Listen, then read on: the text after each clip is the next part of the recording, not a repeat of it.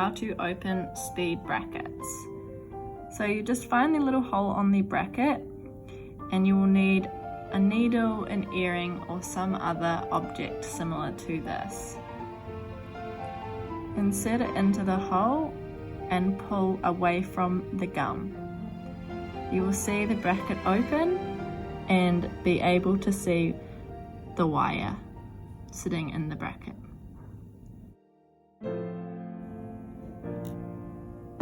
Here is an example of using an earring. Make sure it is clean first. Find the hole